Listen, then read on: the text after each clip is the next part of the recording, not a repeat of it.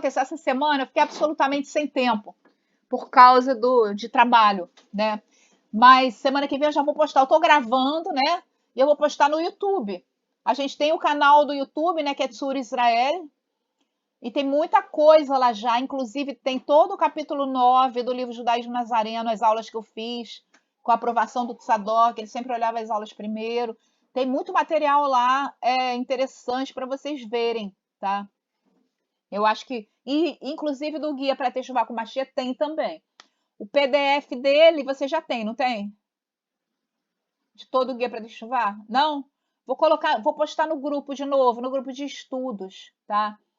Todo mundo tá no grupo de estudos judaicos, tá, né? Eu acho que não, mas eu acho que eu tô não.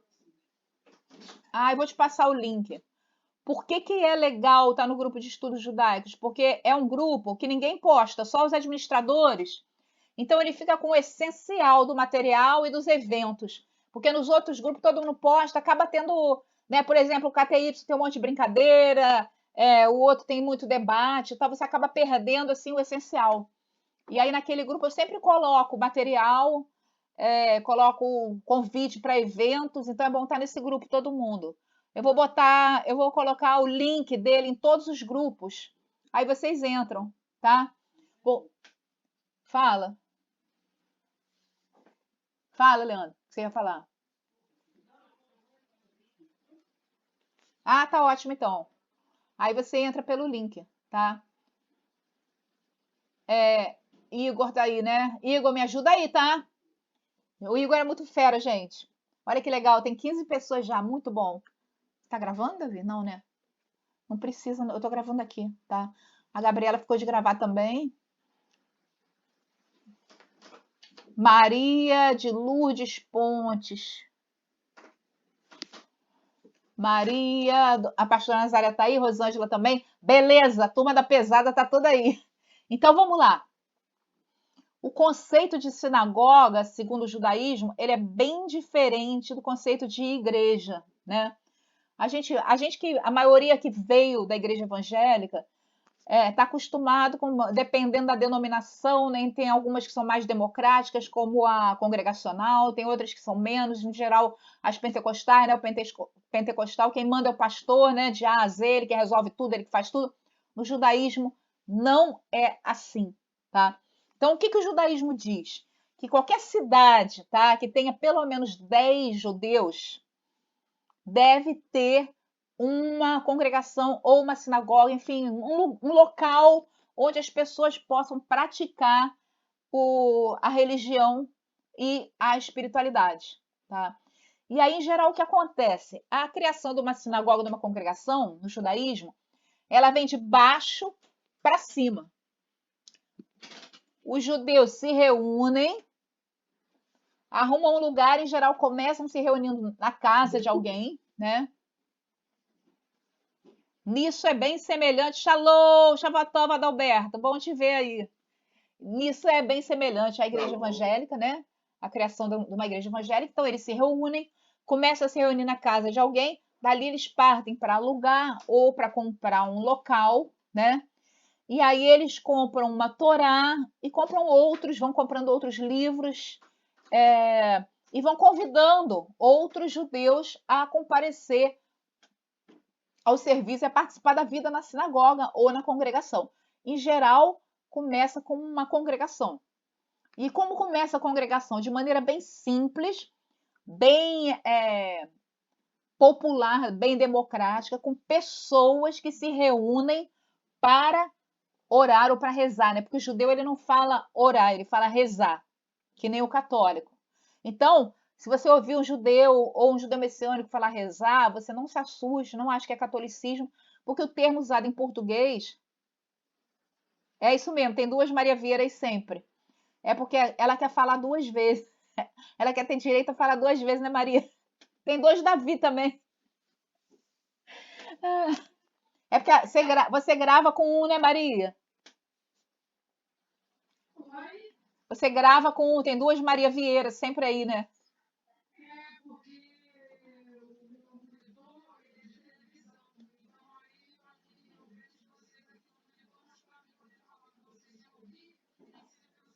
Ah, tá. A mãe do Igor também é Maria Vieira, e tem uma Maria Vieira aqui em Cabo Frio na congregação também. São 3 Marias. 3 Marias. É.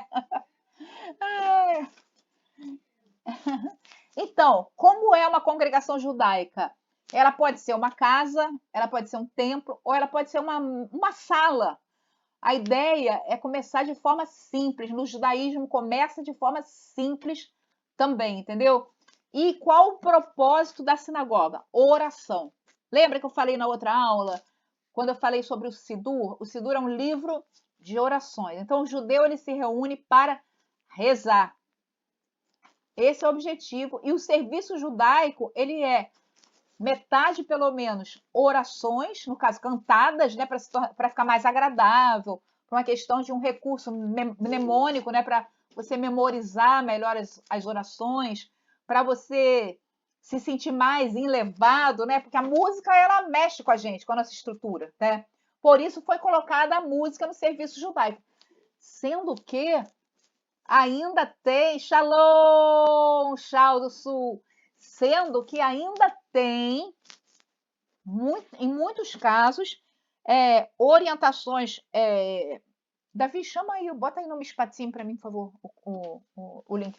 Tem muitos casos ortodoxos, tem serviços que não são cantados, que não tem instrumento, é só aquele negócio lido.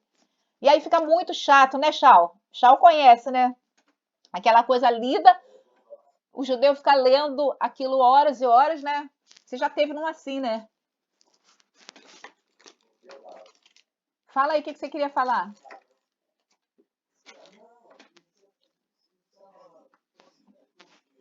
Uhum.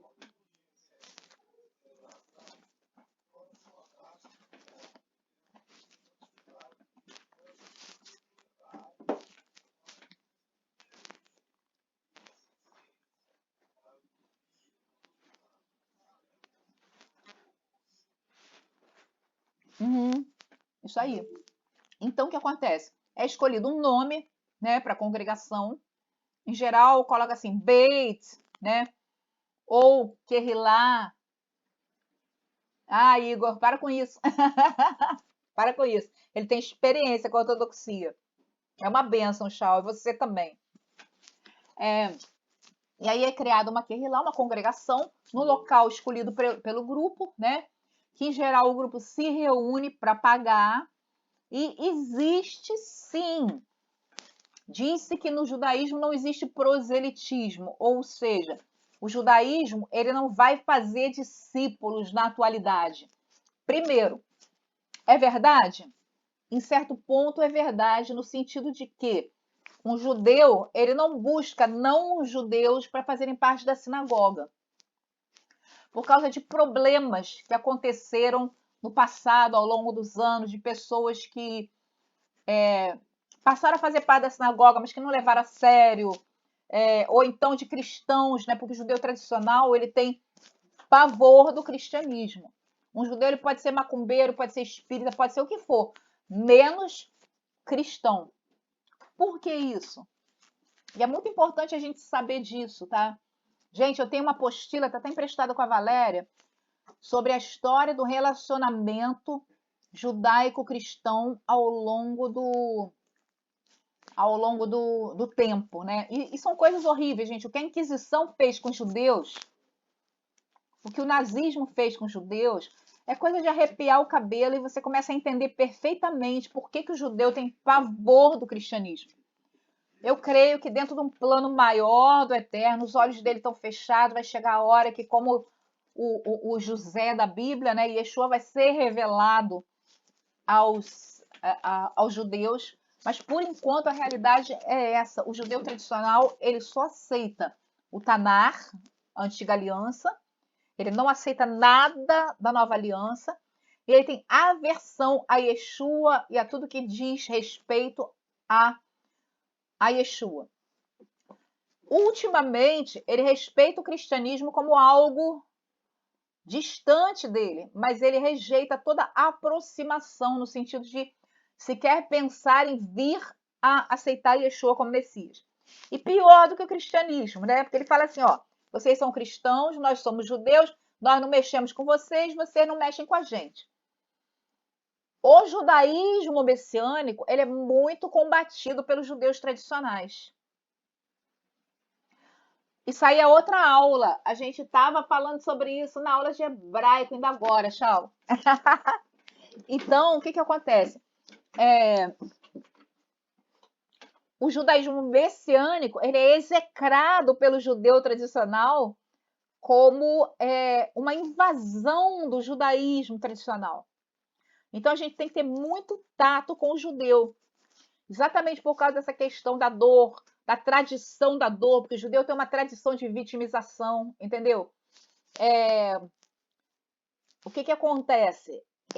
A religião judaica proibiu o proselitismo, ou seja, o ir buscar adeptos prosélitos entre os não-judeus. O Igor escreveu um negócio importante aqui, ó. Você pode falar, tá, Igor? A verdade é que os cristãos, ao longo dos séculos, buscaram vingança e colocaram na conta de todo o povo judeu o que aconteceu a Yeshua. E por isso os cristãos fizeram 1000 vezes pior do que aqueles homens de Jerusalém no primeiro século. Por isso que se diz que nessa de olho por olho, todo mundo fica cego. Pura verdade. Quando você estuda a história do relacionamento judaico-cristão, você entende plenamente por que o judeu de hoje tem aversão a Yeshua. Isso não foi sempre assim. No começo da história das congregações nazarenas, os nazarenos eram vistos como uma seita dentro do judaísmo e eles eram muito bem vistos por todos. Foi logo depois que começou a perseguição, né? Nero, etc. O Igor é fera nessa história, mas não vou entrar nisso aqui hoje, não.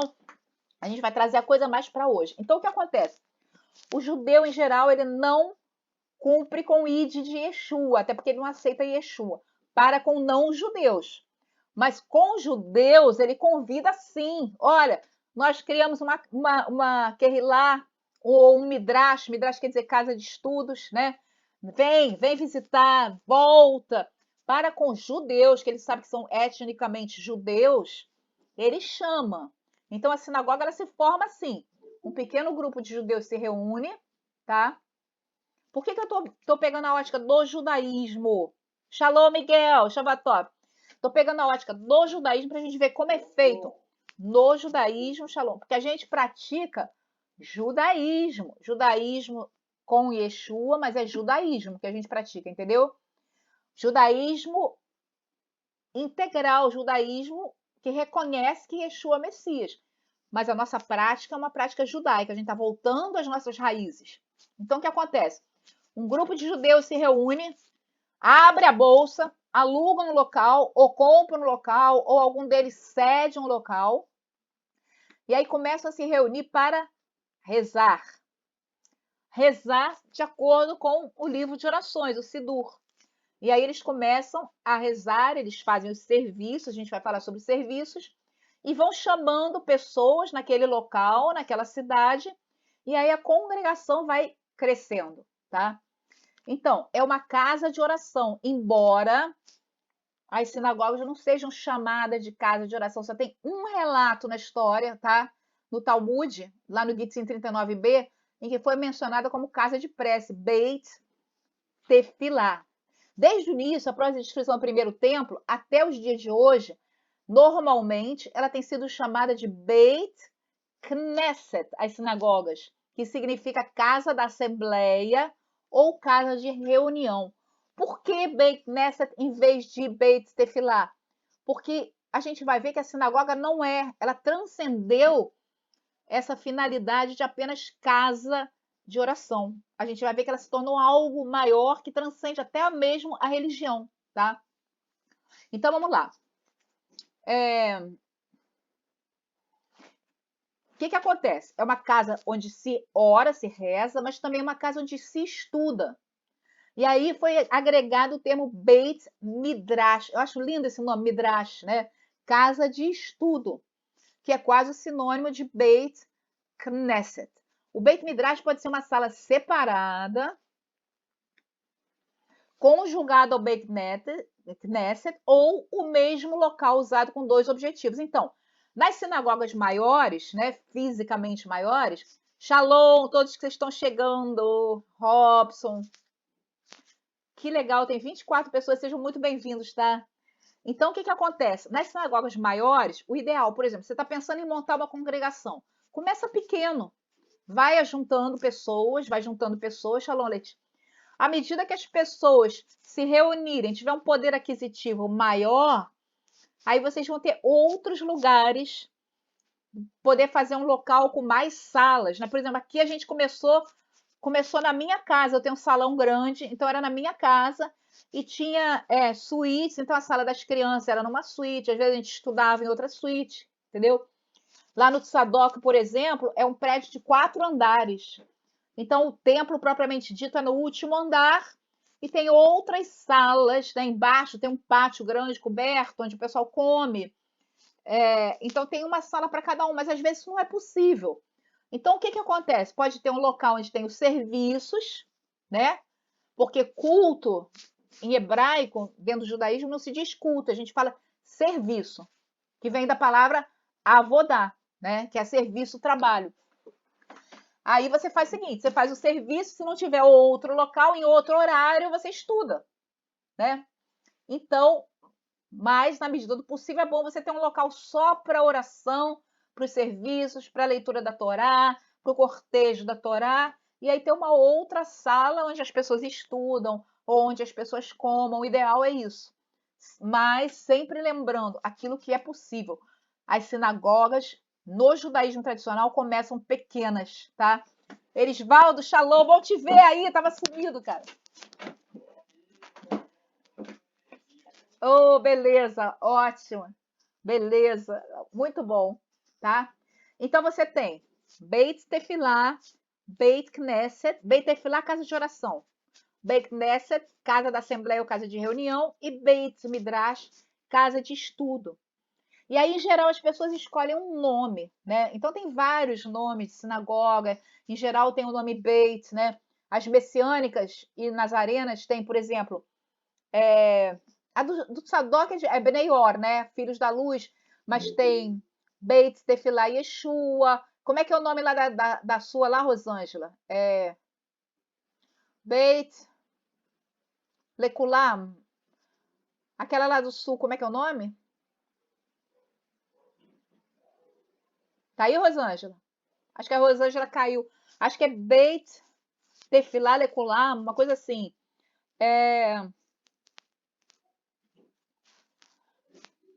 Tem algumas sinagogas tradicionais, por exemplo, tem a CJB lá no Rio de Janeiro, Congregação Judaica do Brasil, né? A nossa é Kerilat Tzur Israel, Congregação Tzur Israel. Fala, Leandro, pode falar.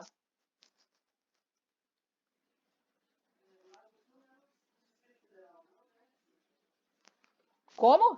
Repete, cortou.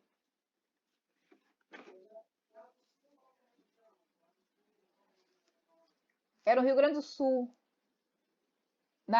em Porto Alegre. Porto Alegre. É em Porto Alegre, né? Então tem várias, tem Beit Midrash, eu já vi muitos. Tem uma sinagoga judaica tradicional que gente, como é que é o nome? É Beit.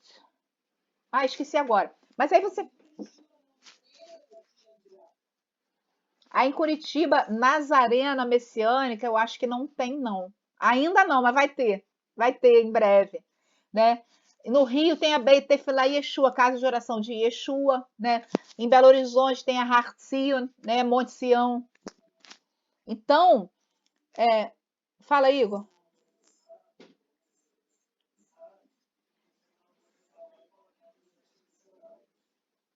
Provavelmente realmente só tradicional que fala mal de Yeshua, entendeu? E aí o que você faz? Você começou a se reunir para orar, para rezar, né? E aí os grupos de estudo se reúnem antes ou depois do serviço, em outro horário, com o propósito de estudar a Torá, de estudar os livros sagrados, né? Com propósito de estudo. Então, essa celebração começa assim: celebração dos serviços e estudo, tá? E aí o que acontece? O estudo da Torá foi incorporado dentro do serviço judaico, né? Você já deve ter tido a oportunidade de assistir a gente, outras pessoas. O que acontece? Tem a parte da oração, da canção, e depois tem o estudo da Paraxá. Só que muitas sinagogas, além desse estudo, desse comentário a Paraxá, durante o serviço, tem também um estudo mais, por exemplo, Amichai, né? Amichai quer dizer meu povo vive, né? Que é uma sinagoga tradicional muito legal lá em Buenos Aires. Eles têm na segunda-feira, eles continuam só com o estudo da Paraxá. Então não se resume o estudo da Paraxá apenas ao Shabat, ao estudo da Torá, tá? Então o que acontece? O foco judaico é muito na educação e no estudo do povo judeu. Já falei aqui, o povo não fala assim, eu vou ler as escrituras, não. Eu vou estudar a Torá. E o estudo da Torá dentro do judaísmo, ela é muito, como é que eu vou te falar? O formato dela é muito discussão.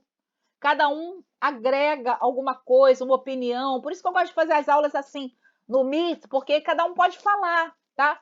Eu amo quando vocês falam, quando vocês participam, viu, Igor? Igor, Erisvaldo, Chau, eu amo. É muito bom isso, sabe? Miguel, todo mundo aí. É muito bom porque fica parecido com como é dentro do judaísmo, como era nos tempos talmúdicos, como é nas sinagogas judaicas, né? Eu recomendo que, por exemplo, um sábado de manhã, vocês entrem no YouTube, só para ver como é. Coloca lá assim, ó, no YouTube, coloca a palavra-chave de busca. Sinagoga.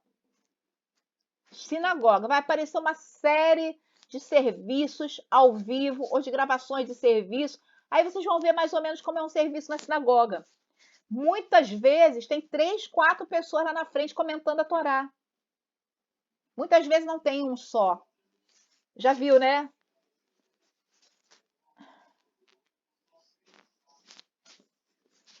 Aham. Isso, muito. E isso é muito legal, porque 2 mentes pensam melhor do que uma, entendeu? 3 pensam melhor. A gente fazia assim, depois começou a pandemia, aí a gente cortou para não ter muita gente aqui. A gente está pensando no futuro em recomeçar a fazer esse formato, porque é muito legal. Um comenta, o outro comenta. É algo muito legal mesmo, entendeu? Então, o que acontece? Então, o sentido. A congregação do Tzadok está aberta só para membros, por enquanto. Daqui a pouco ele vai abrir para visitantes. Não, por enquanto tá aberta só para os membros. Ele não está abrindo para todo mundo. Oi?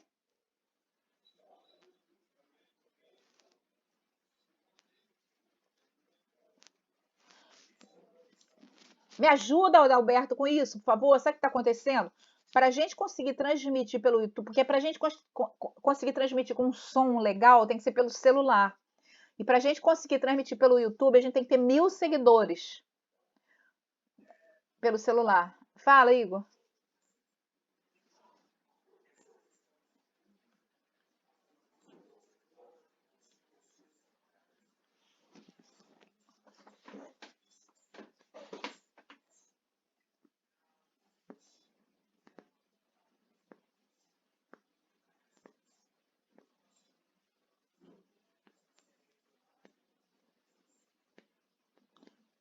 Ah, então eu vou pesquisar isso, porque de repente a gente fala. Tweet,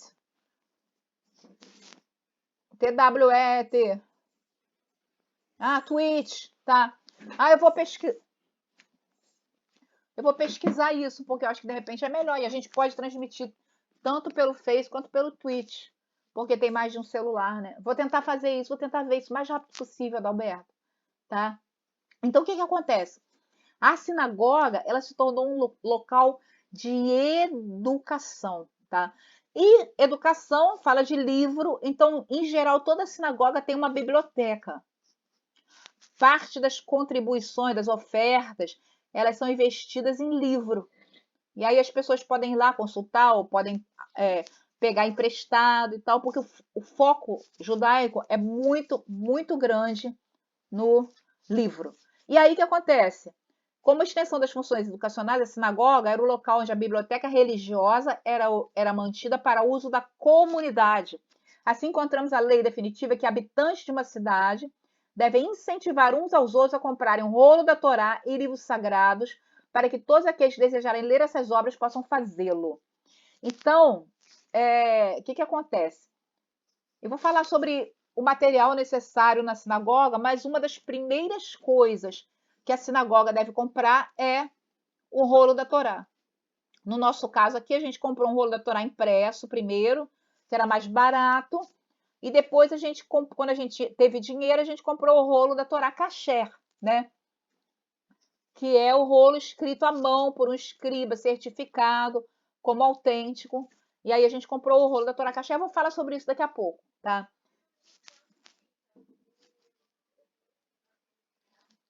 Olha, na época estava 12 mil reais. O rolo impresso é barato. Coisa de 500 reais você compra um rolo impresso. Entendeu? Agora, o rolo Kasher na época foi 12 mil.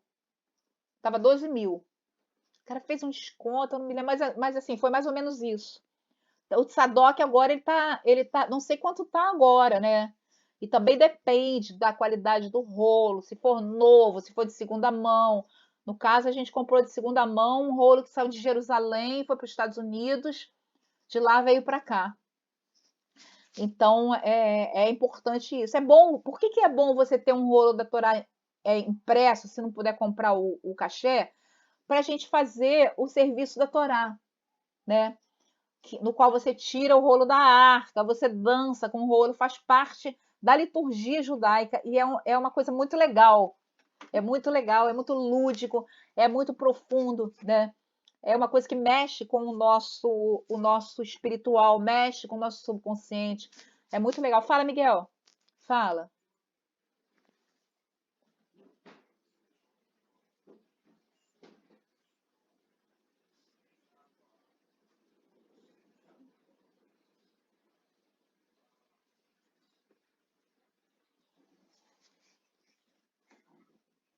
Ah, eu não vejo como idolatria, não. Eu vejo como um sinal de amor e de respeito, tanto à palavra do Eterno, aquilo que a Torá está simbolizando, né, quanto a Yeshua, que é a Torá viva do Eterno. Então a questão do beijo não é idolatria, senão seria idolatria você beijar qualquer pessoa, entendeu? É um sinal de amor, de apreço, um ato profético, né? No qual você está manifestando ali o seu amor pela instrução do Eterno.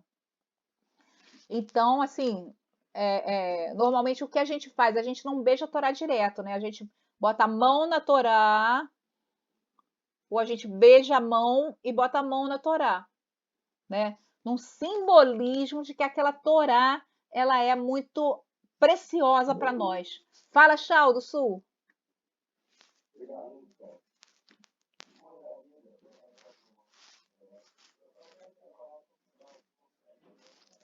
Aham,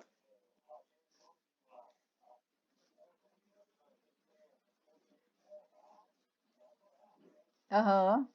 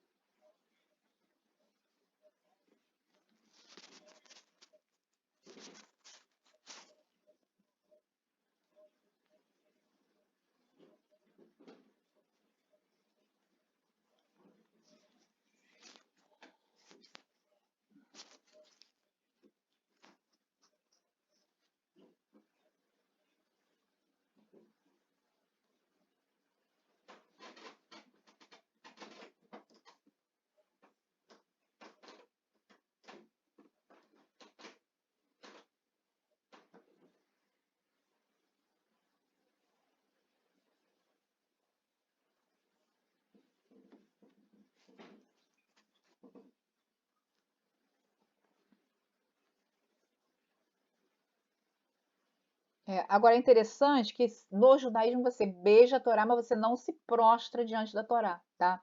Então, é aquilo que eu falo, o judaísmo ele é cheio de atos proféticos, a liturgia judaica, a vivência do judaísmo ele é cheia de atos proféticos.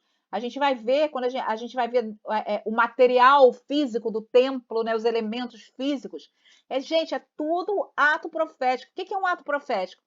É algo que é como se fosse um ponto de contato para trazer a fisicalidade aquilo que é espiritual. Então, quando você está beijando ali a Torá, durante o serviço da Torá, você dança com ela, você beija, você está expressando o seu amor, não aquele livro, aquele rolo, mas a instrução do Eterno, e nós que somos messiânicos, a Yeshua HaMashiach, que é a nossa Torá viva, tá? Então, eu creio que não existe idolatria em você beijar a Torá. Fala, Miguel.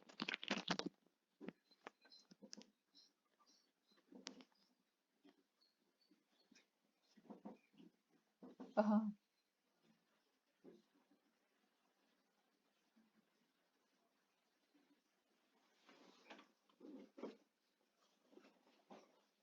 Isso. Uhum.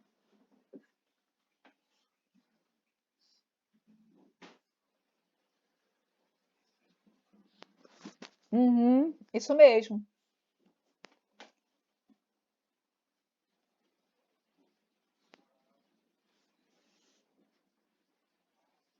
Uhum. Uhum. Uhum. Uhum. Uhum.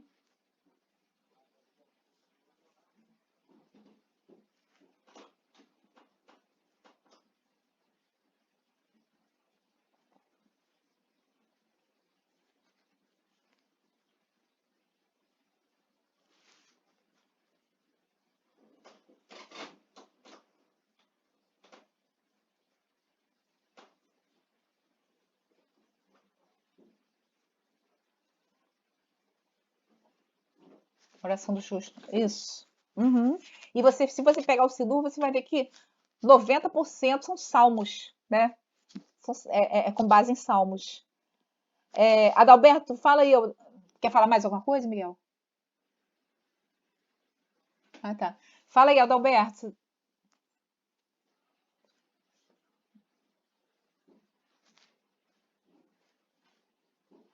Aham, aham, uhum,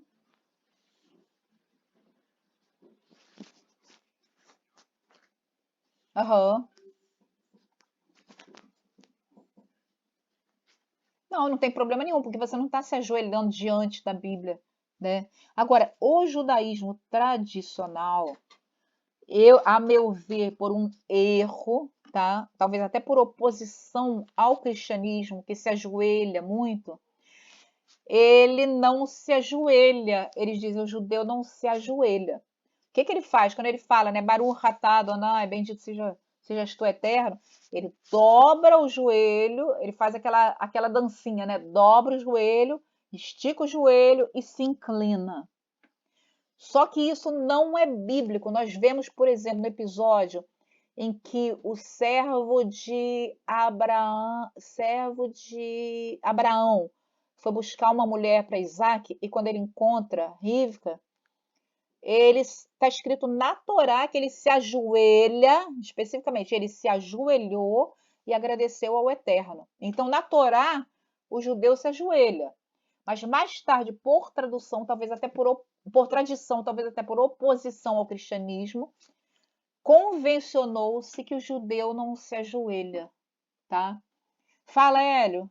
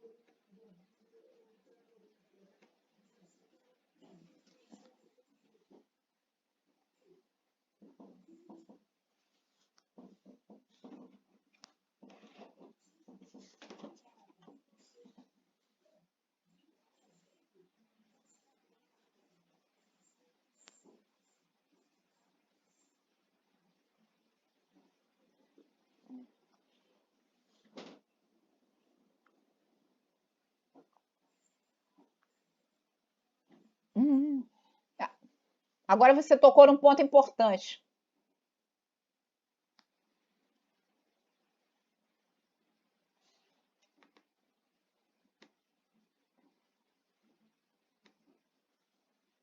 Hélio, Hélio, abre aí o microfone.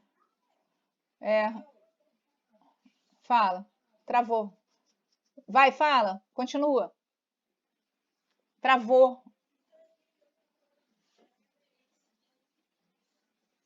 Exatamente.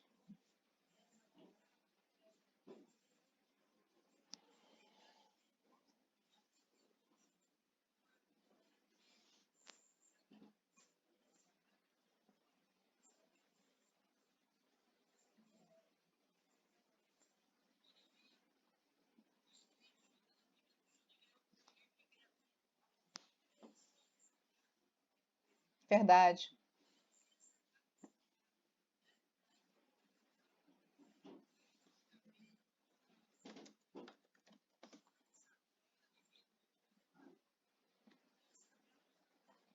O Hélio, inclusive essa é uma consciência que existe no judaísmo. Por exemplo, tá? O que que o judeu faz se a Torá, mesmo o livro, cai no chão, ou as escrituras caem no chão? Ele pega no chão e beija. É um hábito judaico. Se sem querer caiu no chão, ele vai lá, pega e beija. Não dá para uma Torá ou uma Bíblia cair no chão e o judeu pegar e não beijar, ele beija. É muito lindo isso. Eu acho lindo. É uma coisa linda, entendeu? É um sinal de respeito. Mas você tocou num ponto muito importante, Hélio, que esse ponto da reverência, que é o seguinte: o judeu, ele tem consciência da reverência necessária no local onde está a Torá, tá? O local onde está uma Torá é para o judeu um local sagrado. Com base nesse versículo lá de Salmos 82:1, Deus permanece na congregação de Deus, o Eterno permanece na sua congregação. O que quer dizer isso? A presença do Eterno é encontrada nas sinagogas. A presença do Eterno é encontrada nas sinagogas. Então, o judaísmo vê, por exemplo, que não é a mesma coisa você rezar, você orar em casa e você orar na sinagoga. O judeu vê, fala.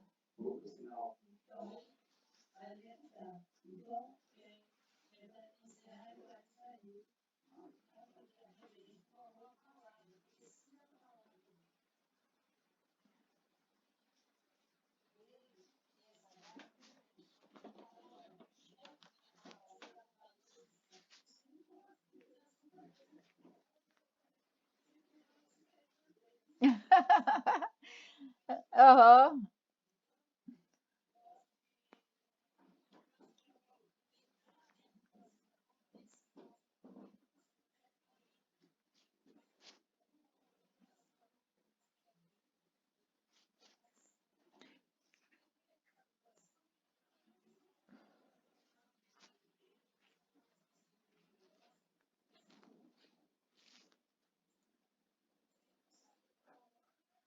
Eu vou falar sobre isso, Hélio. Eu vou falar sobre isso. Espera aí, não se adianta não que eu vou falar sobre isso.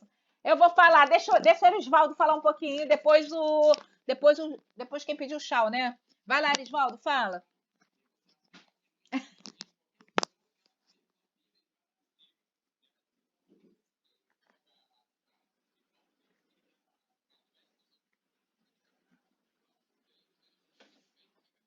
É verdade. É verdade isso aí. Verdade. É verdade. Isso mesmo. Fala, tchau.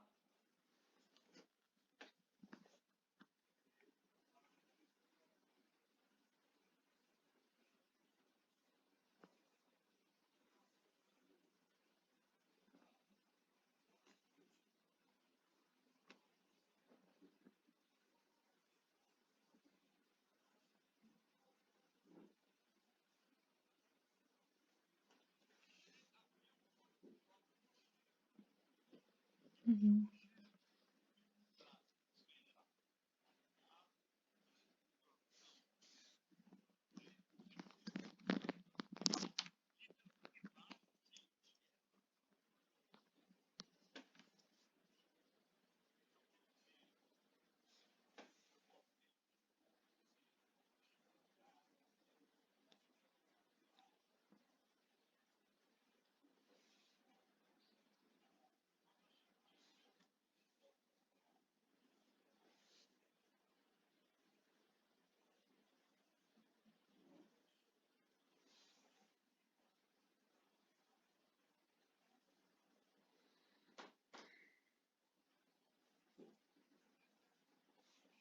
Uhum.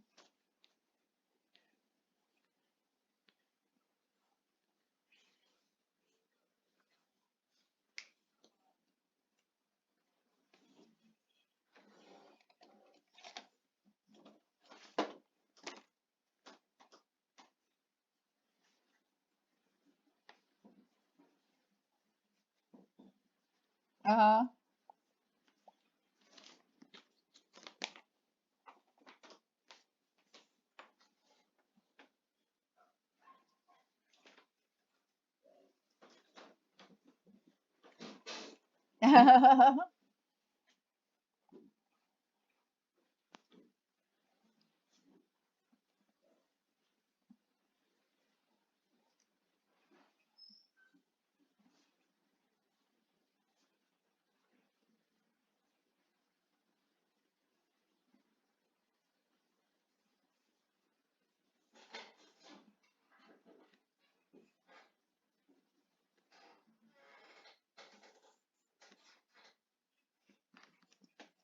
Uhum.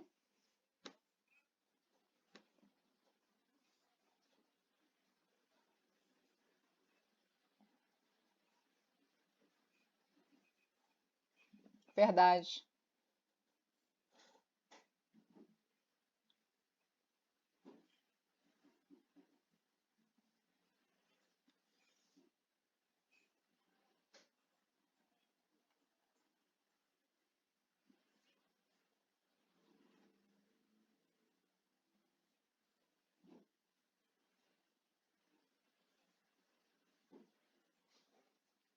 Uhum.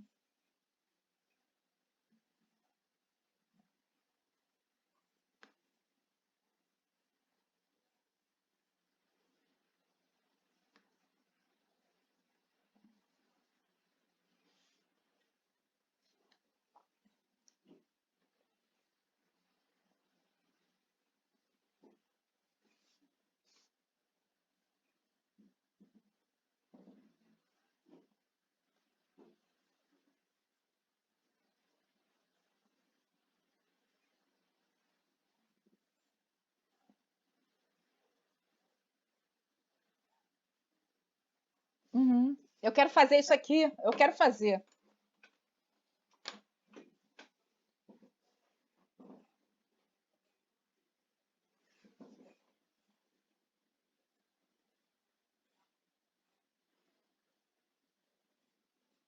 Uhum.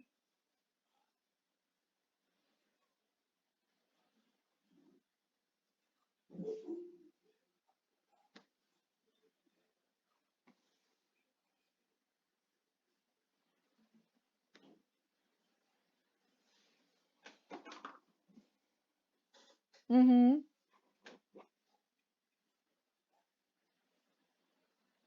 É verdade. Amém. É verdade. Quer falar, Miguel? Abre o microfone. Não, o outro Miguel. Desculpa. Fala, Miguel. Fala.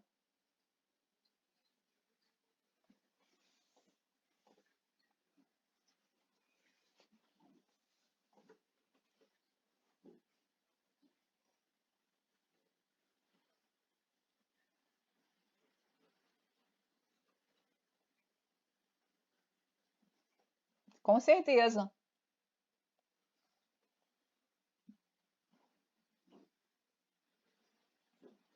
É.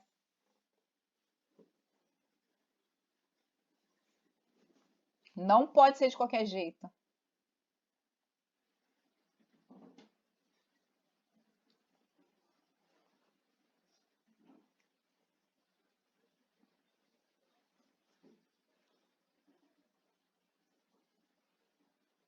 Sim.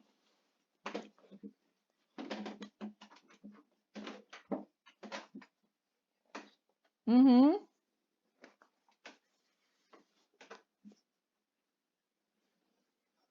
Uhum.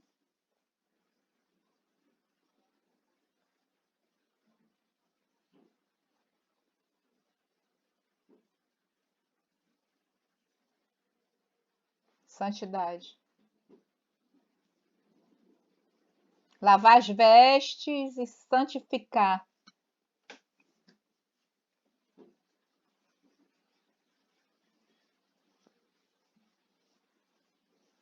Se santificar. Exatamente.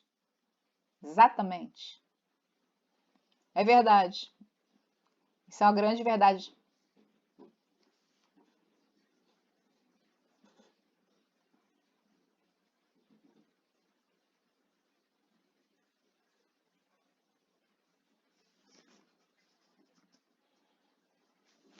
Uhum, é verdade.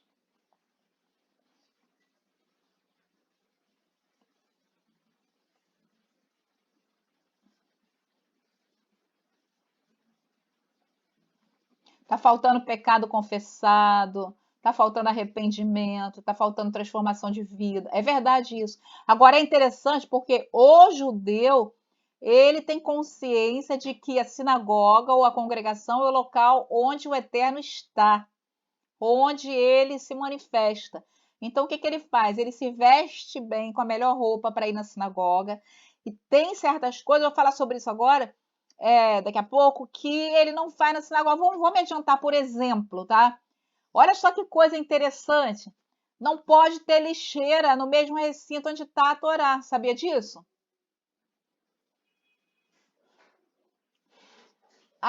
O judaísmo preconiza que você não coma no mesmo recinto onde está a Torá. Então, por isso que eles falam que, se possível, ter mais de uma sala dentro da sinagoga, para você comer numa sala e onde está a Torá você não comer. Olha só que, a não ser nas festas, tá? Nas festas você pode sim, assim como o povo ia comer diante do Eterno no templo, tá? Mas fora das festas, pode falar.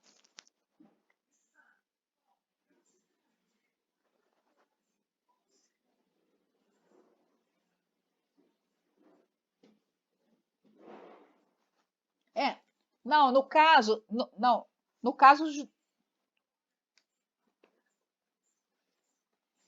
no caso o judaísmo, olha só, no caso, Hélio, o judaísmo fala o seguinte: o ideal é você ter uma sala separada para comer. Se não puder, não tem problema, tá? Mas o ideal é ter uma sala separada para comer. O ideal é você comprar ou alugar ou construir um lugar em que você coma num local onde não está a Torá, tá? Isso é o ideal. Reverência.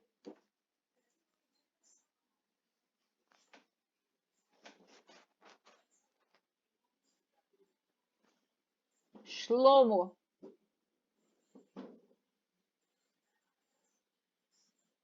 da glória. Kavod.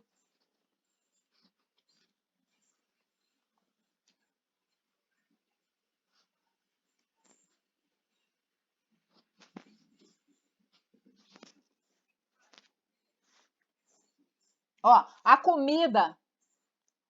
Exatamente. A comida é tolerada. Agora, lixeira não pode ter de jeito nenhum no mesmo cômodo onde está a Torá, tá, gente? Bagunça não pode ter de jeito nenhum no mesmo cômodo onde está a Torá. O judaísmo tem um profundo respeito pela Torá e pelo local onde está a Torá. Porque assim como existe uma bênção onde está a Torá, também existe um peso se você desrespeita o local onde está a Torá, simbolizando a glória do Eterno, né? A Kevod do Eterno. Então, isso aí é muito importante. O judeu ele tem muito esse. Você sabia, por exemplo, que um judeu no Nordeste do Brasil tem esse costume de você não varrer o lixo pela porta da casa, né? Vocês já viram sobre isso? Por quê? Porque o judeu não faz o lixo passar na frente da mezuzá, que está na porta das casas, que representa o quê? O que a mezuzá representa? A Torá, a palavra do Eterno. Então, existe um profundo respeito nesse sentido dentro do judaísmo, respeito esse que a gente deve aprender e incorporar na nossa vida e na nossa congregação. Mas, olha só, a sinagoga, ela é um local onde habita a glória do Eterno, ela é um local importante dentro do judaísmo, mas ela é um instrumento apenas, tá? Ela não é uma finalidade por si só. Ela tem um papel muito importante, tá? Mas o judaísmo, ele não se alicerça na sinagoga, ele se alicerça na Torá. Fala, Leandro.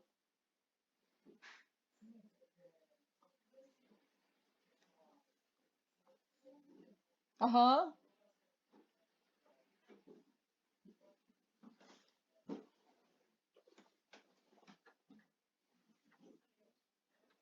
aham.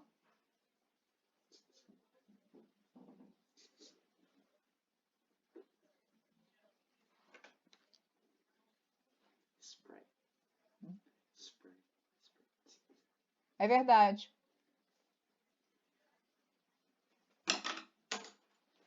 Uhum,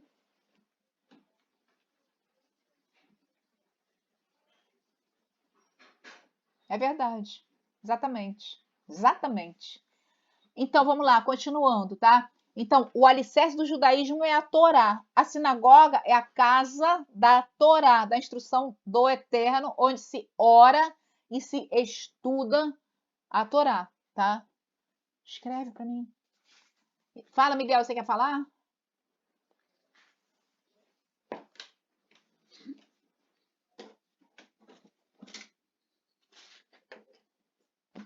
Aham, vai comer.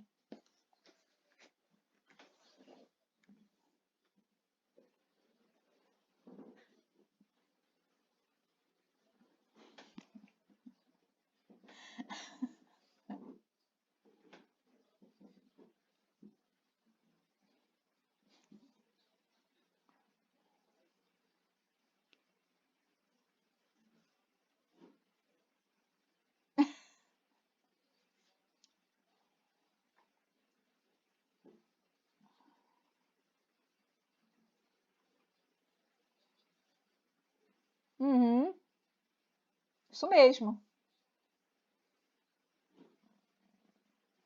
Com temor, com pontualidade, muito importante. Pontualidade, gente. Você vai se encontrar com o presidente, você não chega atrasado, né? Agora você vai para a casa do Eterno, que é maior que o presidente, chega atrasado, chega no meio do serviço, chega depois, quase depois que acabou. Isso é muito importante, gente. Quando a gente atrasa, em geral, a gente atrasa por problema da. As poucas vezes que a gente. É por problema de internet, gente. A gente tá falando, não, vamos começar 1 hora mais cedo para estar tudo certo, não cair, não dar problema. É muito importante essa questão da pontualidade, do temor, da honra ao Eterno. Isso é muito importante. Tanto que, olha só que coisa interessante, em geral, nas sinagogas, na frente da sinagoga, acima do Aron HaKodesh, da arca, está escrito assim, em hebraico, saiba diante de quem você está. É o dizer que está nas sinagogas. Saiba diante de quem você está, do Senhor do universo, Criador dos céus e da terra. A gente tem que ter essa consciência, tá? Então vamos lá. Qual a finalidade da sinagoga? Contribuir para a união da comunidade e é sagrado. Por que a sinagoga é sagrada? A casa não é sagrada. O que santifica a casa, né, é aquilo que é feito dentro da casa física. Ou seja, louvor, adoração, estudo, é aquilo que você falou. É isso que vai santificar a sinagoga, que por si só não é santa, mas ali a presença do Eterno trazida, né, atraída pela honra, pelo temor, pela adoração que a gente faz a ele, é isso que santifica a casa. Mas olha só que coisa interessante, na igreja evangélica é um pastor. No judaísmo, não precisa de rabino para ter congregação, sabia disso? O rabino só vem depois, quando a congregação ficar rica e tem dinheiro para contratar um rabino e pagar um salário para um rabino que é empregado da sinagoga. A coisa é bem diferente do que a gente vê por aí na igreja evangélica. O rabino ele é funcionário da sinagoga. Então, o que acontece? O serviço religioso ele pode ser conduzido por leigos, membros da instituição que tenham conhecimento e treino para fazer isso. A administração e manutenção da instituição ficam a cargo deles, que podem ser voluntários ou eleitos para ocupar postos de liderança. Então, o que você faz? Vamos fazer uma congregação. Você vai escolher uma diretoria, fazer a ata, estatuto, criar uma associação religiosa, tá? E é essa diretoria que vai mandar na sinagoga, não o rabino. O rabino ele vai cuidar da parte espiritual, não da parte administrativa dentro do judaísmo, tá? É muito importante a gente entender isso, tá? Embora seja desejável que uma congregação contrate serviço de um rabino para fornecer orientação religiosa, direção e liderança, existem sinagogas, muitas sinagogas, gente, não tem rabino. São os anciãos, o pessoal que sabe mais, é que vai dirigir os serviços, que vai fazer, inclusive casamento. Eu estava falando com o rabino de Israel semana passada, ele falou qualquer um pode casar o outro dentro do judaísmo, desde que seja uma pessoa consagrada e que conheça a ritualística do casamento.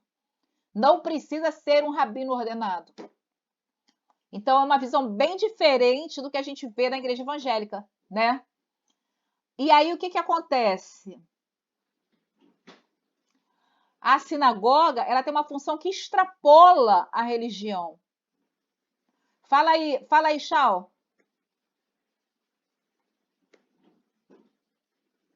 Fala aí que você escreveu aqui, quer que eu leia? Nós, o povo do Eterno, estudamos a Torá, não estudamos para ficar agarrados em microfone, querendo enfeitar mensagem com o hebraico, mas estudamos para obedecer a Torá. A nossa fé é colocar e praticar as mitzvot, e se não for assim, não passamos de uma árvore bonita, com folhas bonitas, mas que não dá fruto. Perfeito, perfeito.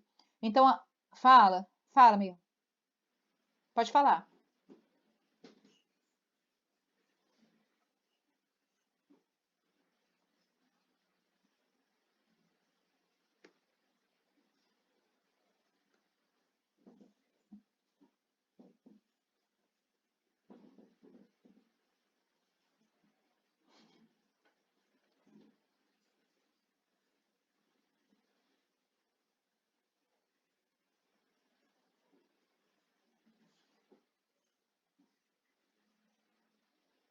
É verdade.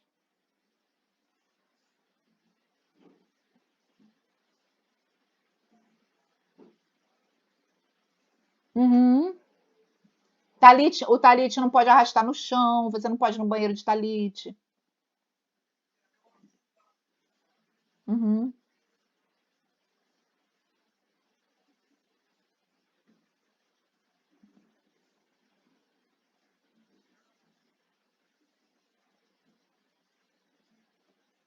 O ju- É. O judaísmo tem muito isso, de separar o santo do profano, né? Separa o santo do profano. Olha só, olha essas fotos, gente. Olha só. O que que evoca? Olha só, são 3 fotos de 3 sinagogas diferentes, né? De 3 linhas diferentes. Olha que coisa linda. Todo mundo de talit. Olha só. A sinagoga enfeitada, né? Adornada, luzes acesas, todo mundo voltado para todo mundo de quepá. Olha que coisa linda. É muito lindo. Todo mundo voltado para o mesmo lado, né?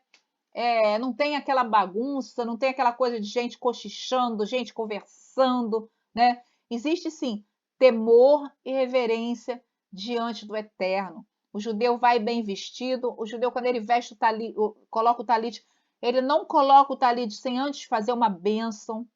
Ele tira o talit, ele dobra, ninguém vê talit embolado, jogado pelos cantos, não. A reverência, o respeito, o temor, né, no sentido de honrar e respeitar, é algo muito, muito, muito presente na religião, no judeu religioso, né, no judeu praticante. Olha, olha essa sinagoga aqui do meio, que coisa mais linda. Olha como ela está adornada com a palavra, tá vendo? As pessoas todas voltadas para um fim só, para um local só, os homens todos de talit, é muito lindo, é muito lindo. E aí a gente vai continuar falando isso que a gente já começou a falar, comportamento na sinagoga. Olha só, confirmando tudo que Miguel, Hélio, o outro Miguel, Charles já se anteciparam. Sinagogas e salas de estudo devem ser tratadas com respeito e reverência, já que a sua santidade é muito grande. A divina presença, a Shekhinah, paira ali, nos vestir, nos comportar, bem como rezar, orar de acordo. Assim como o santuário antigo em Jerusalém era o grande templo da fé judaica, Também toda sinagoga e casa de estudo é considerada um Mikdash Me'at, um santuário em menores proporções. Fala, Chau do Norte, vai lá. Tava muito quieto, tava estranho. Você e Igor estão quietos demais. Vai, fala. Pode falar. Chau?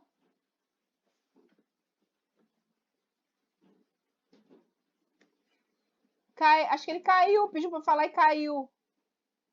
Deixa eu ver. Cai. Ah, não, tá aí. Abre o microfone, Chau, tá fechado.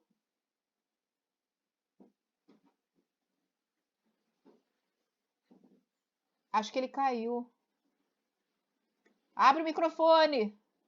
Poxa, eu tô aguardando ansiosa a hora que ele vai falar. Aí na hora que ele vai falar, cai. Vamos lá, depois ele voltando a gente. Então, voltou, beleza. Fala aí.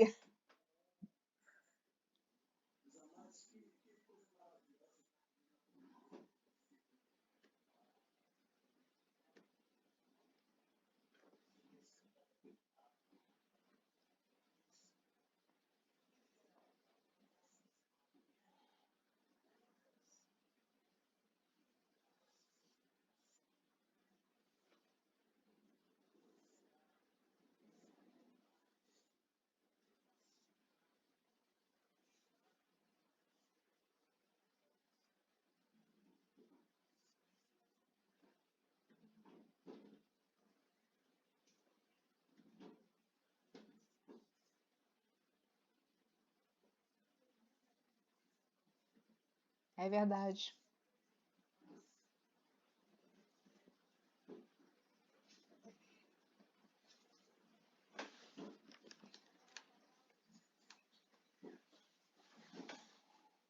É verdade.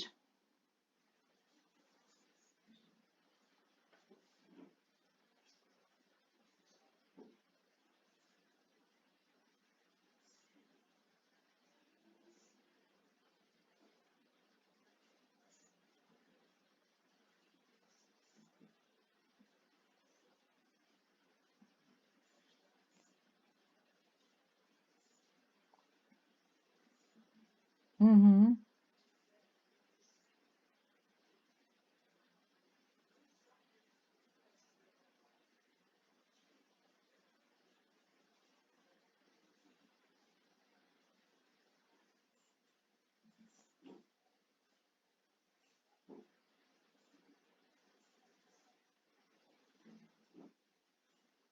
uhum,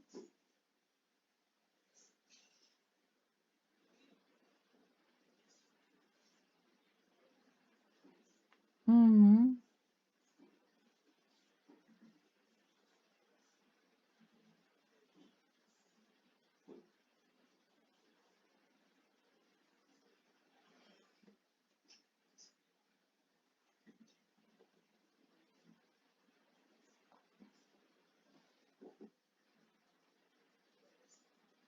Perfeita colocação. Tinha que escrever isso é antológico, Chau. Muito bom mesmo. Então, é isso aí, gente. Já falamos sobre a questão do lixo, questão do alimento, a questão do respeito, né? E olha só, é uma grande mitzvah, é um grande ato de bondade, um mandamento orar numa sinagoga, numa casa de estudo, pois são locais santificados. Deve-se fazer um esforço especial para fazê-lo, mesmo quando se ora sozinho, tá? E aí, em geral, a sinagoga é um local, tradicionalmente, um local aberto, ao qual você pode ir, entrar, né? E ali orar, rezar, conversar com o Eterno, mesmo que não seja durante os serviços, né? As grandes sinagogas são locais em que há 3 serviços por dia. A gente vai falar sobre isso. Então vamos lá. Sinagoga como instituição. Elas são instituições autônomas, tá? Não é como na Igreja Católica, que tem um papa que manda e pronto. Elas seguem, sim, orientações de acordo com a sua linha, né? Mas elas são livres, tá? Elas são, em geral, bem democráticas, começam de baixo para cima e nunca de cima para baixo. Não é tipo assim, Ah, o Sinédrio Central resolveu que vai montar uma sinagoga em tal cidade. Não. São as pessoas daquela cidade, judeus daquela cidade, que se reúnem e aí e constituem a sinagoga. Ela é como se fosse assim, o sistema dela se fosse municipalista, tá? É um sistema descentralizado. Cada sinagoga é independente da outra. Pois é, Letícia, exatamente. Não dá isso. Você quer ver uma igreja em que existe uma reverência extrema e que se não tem o pastor lá na frente, ele vai lá e dá uma bronca. É universal, eles constroem isso, essa reverência. Você não vê ninguém conversando, você não vê ninguém de bobeira, tá todo mundo concentrado com Kavaná lá buscando. Talvez por isso aconteçam muitos milagres lá. Pode ser por isso, entendeu? Mas no judaísmo é para ser assim, o ideal é que seja assim, tá? Às vezes, eu já vi não acontecer, no caso de sinagogas ortodoxas, em que os homens ficam na frente e as mulheres ficam atrás. Aí é horrível, gente. Os homens ficam lá celebrando e as mulheres ficam conversando, batendo papo atrás, não prestando atenção Não sei se Chau já viu isso. Não prestando atenção no serviço, talvez pelo fato de elas estarem sendo preteridas, né? Porque tem muita sinagoga, principalmente em Israel, que o homem fica lá na frente, a mulher fica atrás, ou a mulher fica no alto, né? Que é separado por sexos. Aí eu vi, sim, muita conversa, muita desatenção por parte das mulheres. Os homens concentrados e as mulheres fofocando lá atrás, né? Por isso, essa é uma das razões pelas quais eu não gosto da ortodoxia. Fora outras 299 razões, né? Mas tudo bem. Então, o que acontece? Cada sinagoga é independente, presidida por um grupo eleito de funcionários ou uma junta de diretores, tá? O que une as sinagogas? O que cria uma unidade entre as sinagogas? A Torá, os códigos da lei judaica, a Torá escrita e a Torá oral, entendeu? Mas nada impede que cada sinagoga estabeleça suas próprias políticas, estatuto, procedimento, tanto no ritual quanto em assuntos gerais. É, exatamente. E aí é bagunça lá, Chau. É bagunça. Onde as mulheres estão lá atrás é bagunça. Então, o que acontece? O Sadoc estava falando outro dia que uma das halachot é que o serviço de Shabbat, os serviços judaicos devem ser feitos na língua local. Só que você não vê quase isso na ortodoxia. Você vê os serviços de Shabbat acontecem em hebraico. Dentro da ortodoxia, muitas vezes nem tem tradução e ninguém entende.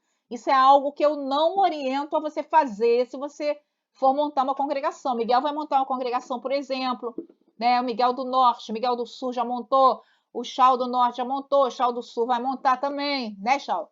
Erisvaldo vai montar, tem um monte de gente aqui, Igor vai montar, né? Exatamente. Não existe isso de absolutismo. Sistema absolutista no judaísmo não existe. É democracia, é sistema congregacional, tá? Existe um conselho, uma junta diretora que vai decidir e dar ordem ao rabino, tá?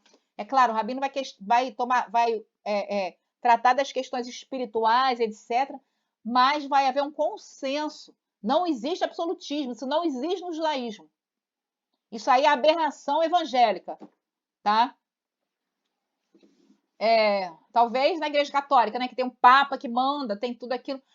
O que existe? O que une e uniformiza e unifica as sinagogas? A Torá. A Torá escrita e a Torá oral, as halachot, tá? Mas mesmo dentro disso, se você parar para olhar as sinagogas na internet, não tem uma igual à outra. Não existe um serviço igual ao outro. Nada é uniforme, tudo é local, tá? Isso aí é uma realidade. Então, não existe isso de você falar assim. Exatamente, Letícia. Todo mundo tem valor e começa de baixo para cima. Então, o que acontece? Mas é tudo assim, com ordem e decência. Eu nunca vi nenhuma sinagoga com bagunça, correria, espírito de riso, gritaria. Não tem isso.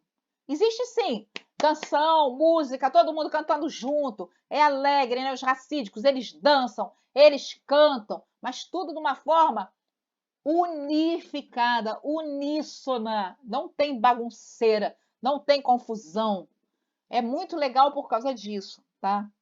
Então, Eu vou até buscar na internet, vou botar uns links aí para vocês assistirem. Eu gosto muito de assistir a Mihai, que é conservadora, não messiânica, entendeu? E vocês vão ver, cara, que parece muito com a igreja evangélica ordenada e legal. Então, essa coisa que o povo fala assim, isso aqui tá parecendo a igreja evangélica.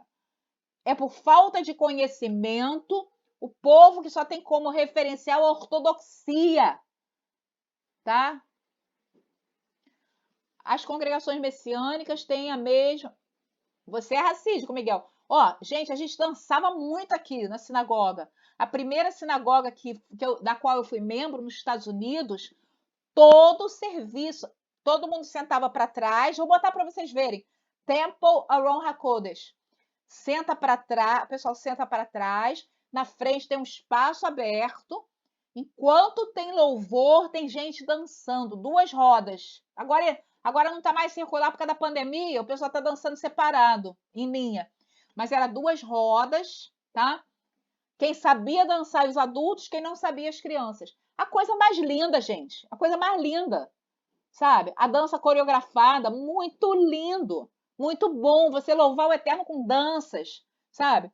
Aí você vem na igreja evangélica, perdeu isso por quê? Por causa do puritanismo americano, né? Porque a igreja evangélica brasileira ela foi colonizada pelos noruegueses, colonizada, né, espiritualmente pelos noruegueses e pelos americanos puritanos, em que era aquela coisa que tudo era pecado, tudo era proibido, tudo era... Você não podia se mexer, você não podia se mover, você não podia fazer trejeitos de corpo, né? O judaísmo não tem isso. A dança faz parte do serviço, tá? Então aqui a gente dançava muito, principalmente com as crianças, e as pessoas ficam ainda muito tímidas, por quê? Falta de referencial.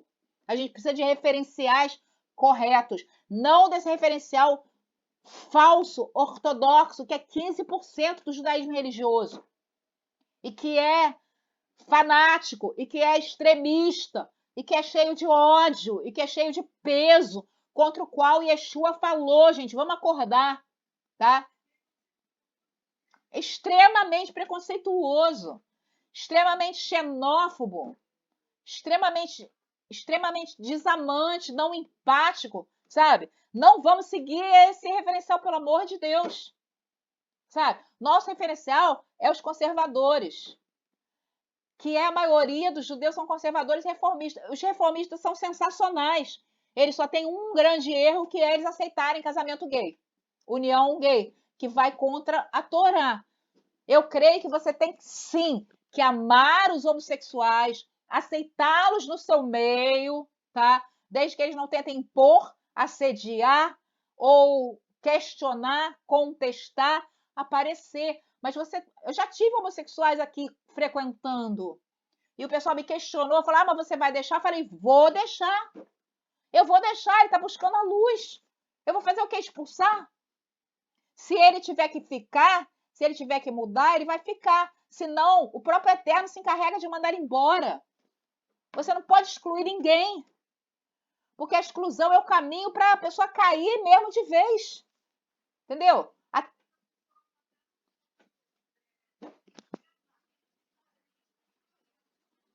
Exatamente. Exatamente. Então, não se conformar com o pecado, mas amar o pecador, até porque todos nós pecamos. Um pecado ou outro, não tem quem não peque.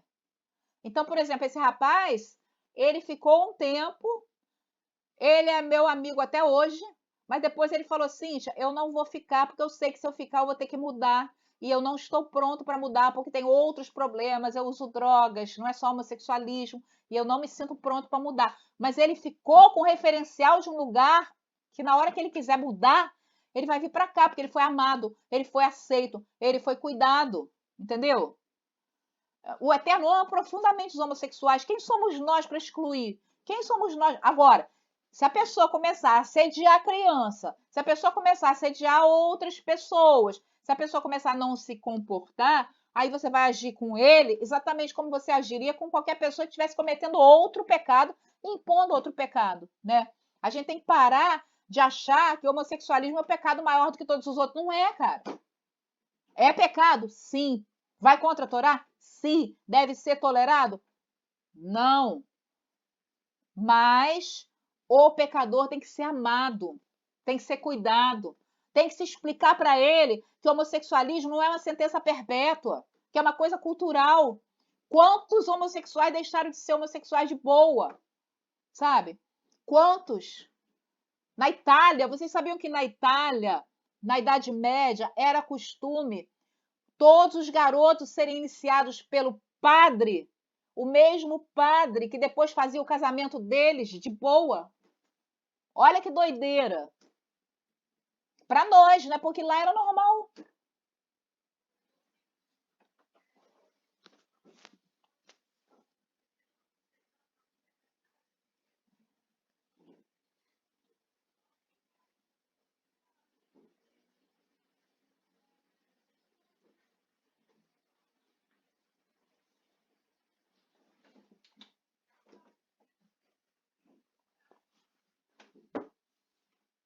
O meu problema com o homossexualismo é esse.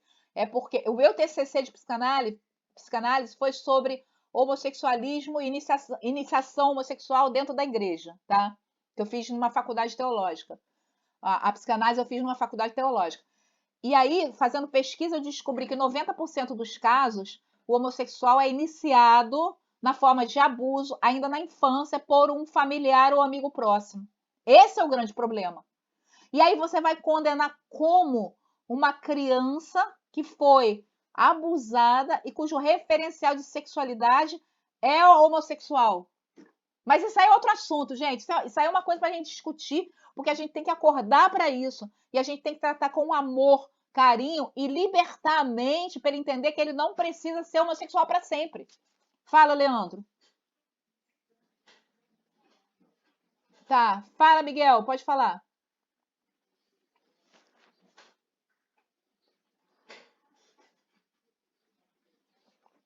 Exatamente.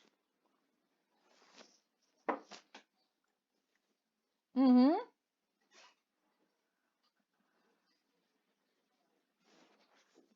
Nem para condenar. Ninguém tem. Exatamente. E aí você vai fazer o quê? Você vai expulsá-lo? Você vai expulsá-lo do único lugar onde ele tem acesso a Yeshua? Não pode, entendeu? Como você vai expulsá-lo do único lugar onde ele tem acesso a Yeshua? Agora, se ele começar a assediar outros, se ele começar a influenciar outros, aí sim, você não vai dar a ele uma posição de liderança, você não vai colocá-lo para ministrar, mas você vai aceitá-lo e amá-lo como pessoa que está buscando luz, entendeu? Essa é a minha posição. Não vou falar que eu sou a dona da verdade, mas a minha posição é essa. Claro, observando e tomando todos os cuidados para que ele não contagie ninguém com essa maneira de pensar, ou para que ele não assedie ninguém. Mas você vai amar. Você vai amar. Por exemplo, eu frequentei uma sinagoga lá no Rio de Janeiro que tinha um casal homossexual que era noivo, tá? Eles tinham aliança no dedo. Eles começaram a frequentar. E aí o que aconteceu? O povo começou a olhar, dar risadinha, não falar com eles, tratar mal. O que aconteceu? Foram embora, nunca mais se soube deles. E aí a gente fica pensando, se eles tivessem sido tratados com amor, olha, a Torá condena isso, mas a gente ama vocês. E explicar, e sentar, e conversar, entendeu? Talvez eles tivessem chegado à conclusão de que, eles estavam errados e mudado. Eu conheci um cara chamado Moisés. Eu conheci Moisés como monitor numa casa de recuperação, numa clínica. Moisés tinha sido travesti, transgênero. Um travesti, ele usava o cabelo louro na cintura, e ele me contando a história dele, ele foi para essa casa de recuperação para se curar do vício, porque ele estava devendo, tinha sido jurado de morte pelos traficantes e tal. E aí ele falou com o Paulo Pimenta, que era o líder dessa casa de recuperação, ele falou assim, ó, eu quero me tratar das drogas, você não toca na minha sexualidade, por favor.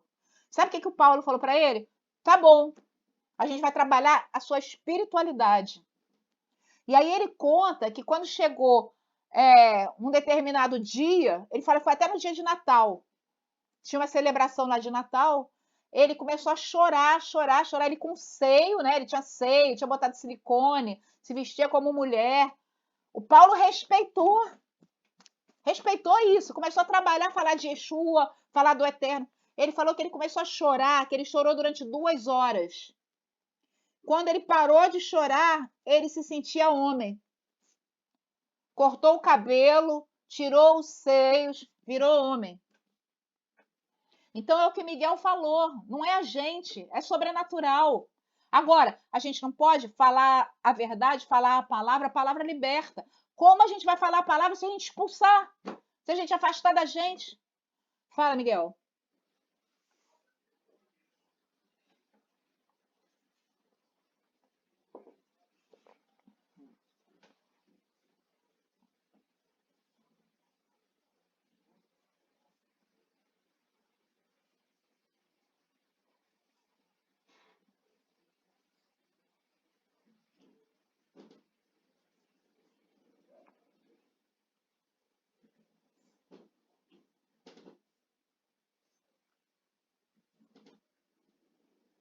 Uhum,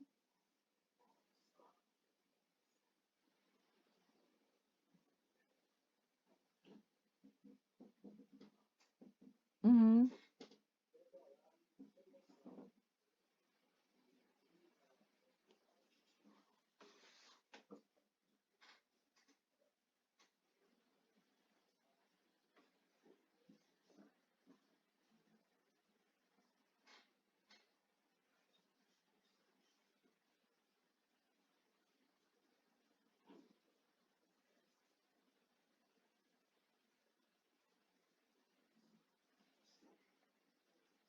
É verdade. É verdade. Com certeza. Com certeza. E quem somos nós para impor limites ao poder do Eterno? Né? Agora, com sabedoria, com inteligência, olho bem aberto, orelha em pé, para que não provoquem danos àqueles que estão ao redor, caso eles não queiram realmente buscar. Mas a minha experiência é a seguinte: se a pessoa não quer realmente ser liberta, ela mesma acaba se afastando. E não é você que precisa expulsar ou afastar. O Eterno se encarrega disso.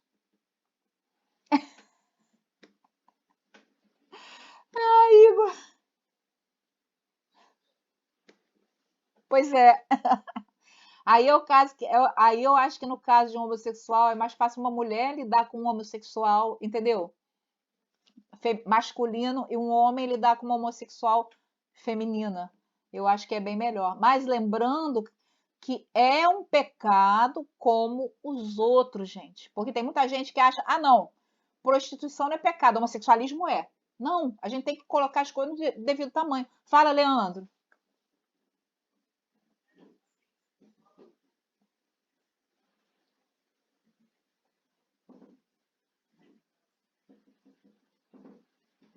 Uhum, uhum,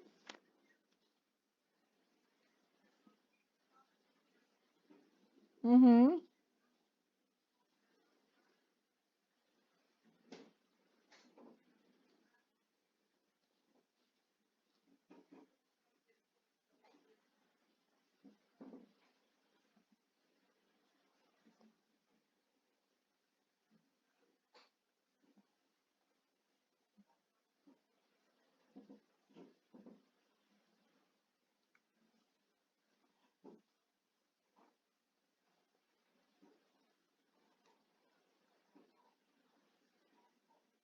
Fala, Igor. Fala, Igor. Igor levantou a mão primeiro. Fala, Igor.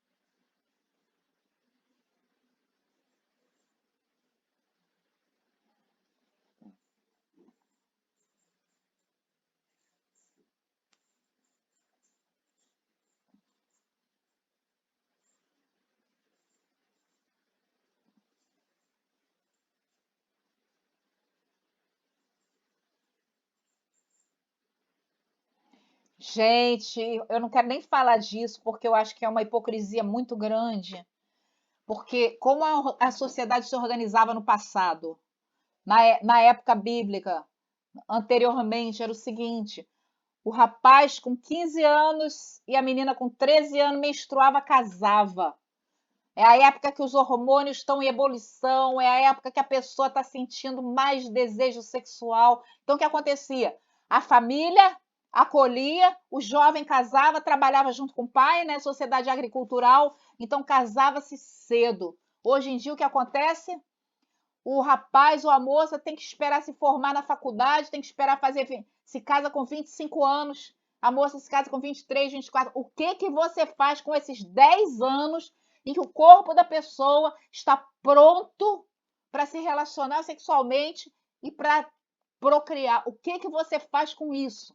Eu creio que a sociedade religiosa, né, o pessoal das igrejas, os pais, as famílias tinham que se organizar, parar, pensar numa solução para isso, porque isso causa trauma, isso causa ruptura familiar, isso causa problemas seríssimos, isso causa culpa, isso causa uma dicotomia de alma enorme, enorme.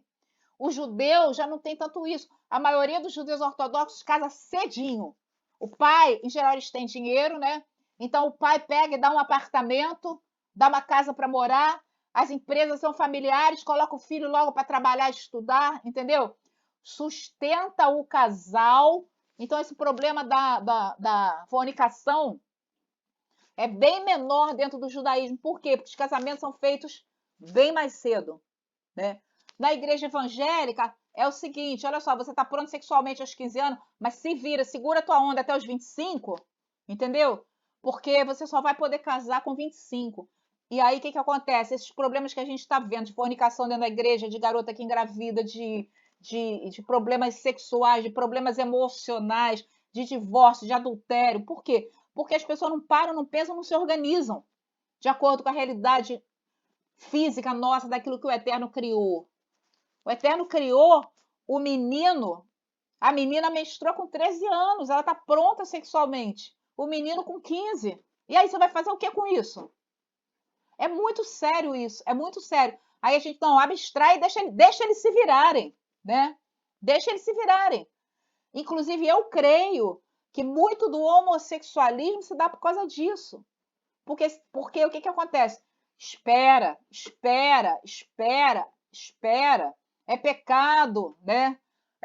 O cara acaba sendo assediado por alguém, já que é pecado com a mulher, de repente vai com o homem, não faz a ponte para o outro lado. Isso é um negócio muito sério. É um caos dentro das comunidades religiosas que não entendem. Fala, Maria.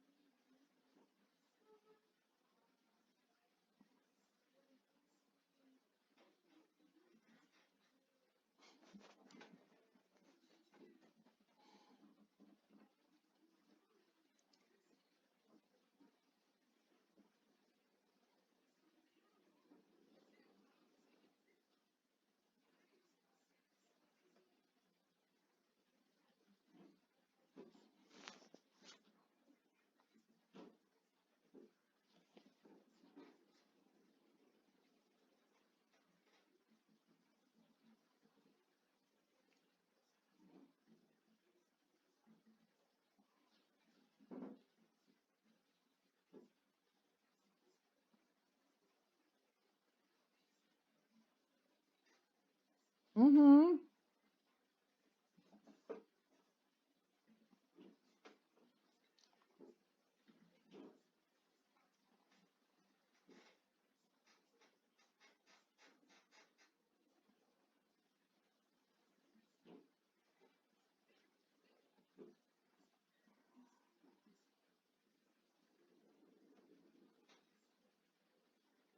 uhum.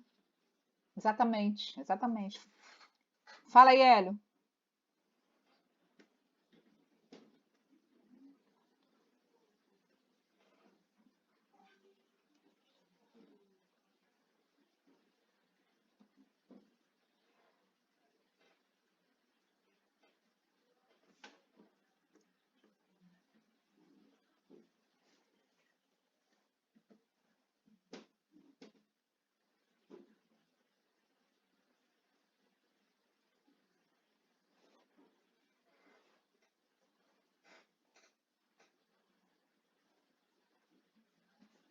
Uhum.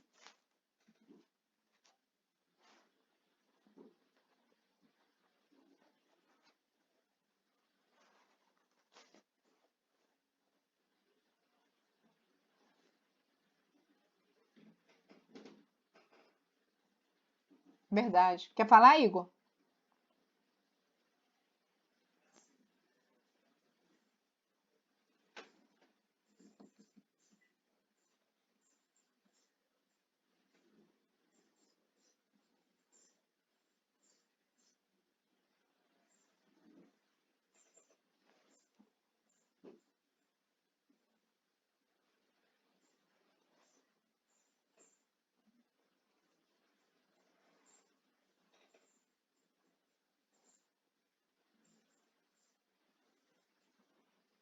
Não é.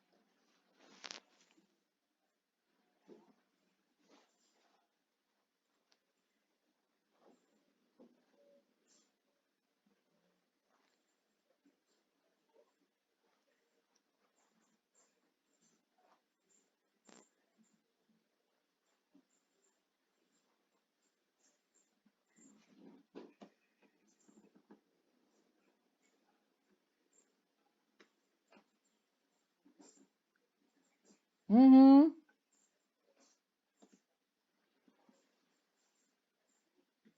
Uhum.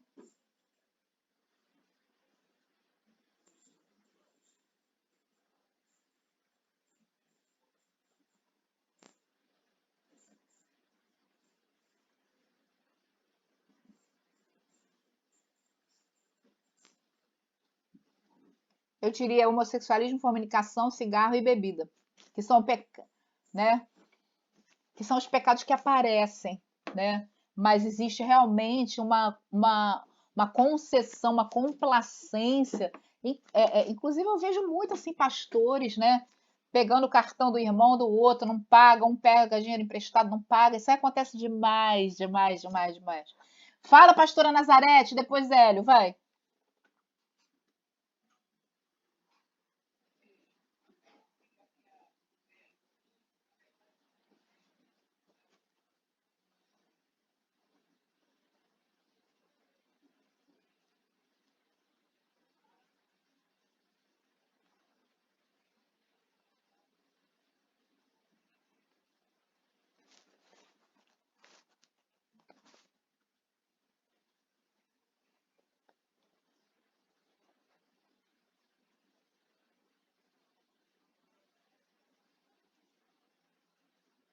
Uhum,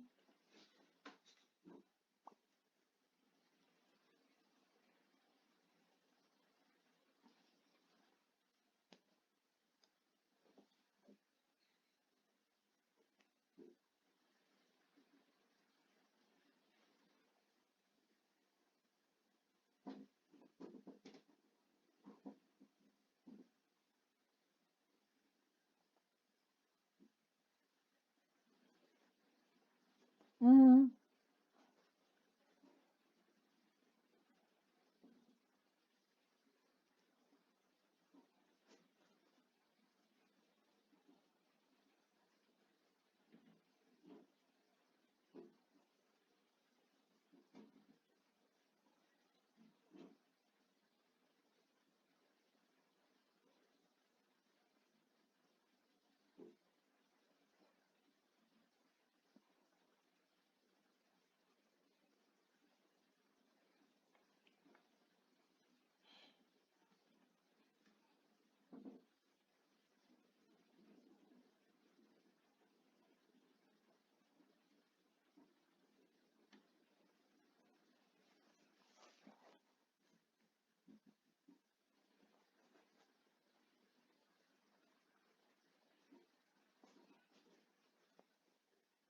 uhum,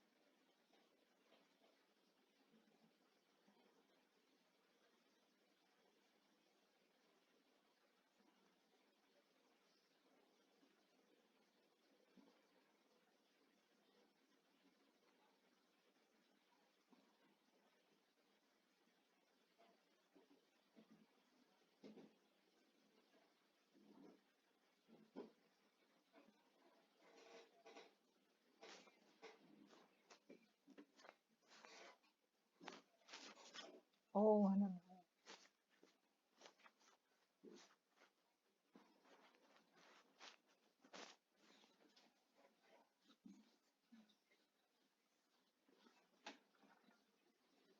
Verdade.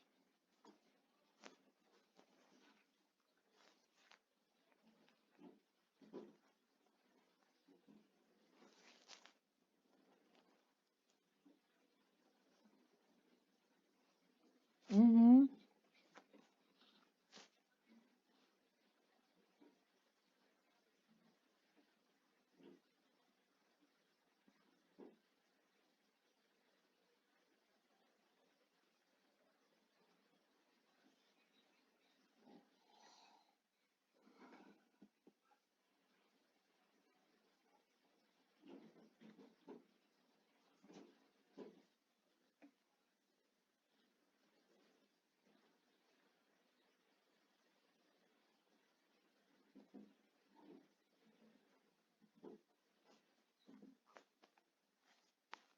Verdade.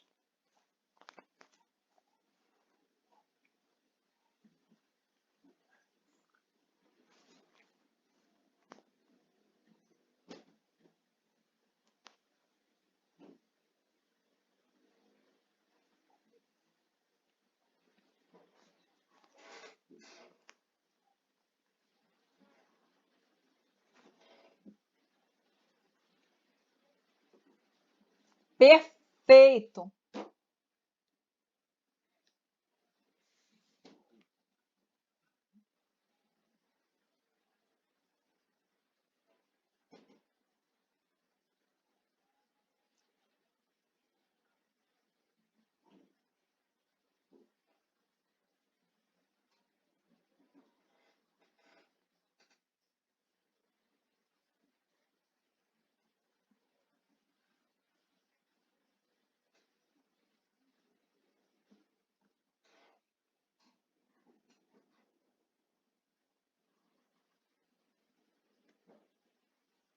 Perfeita colocação, perfeita, perfeita, perfeita.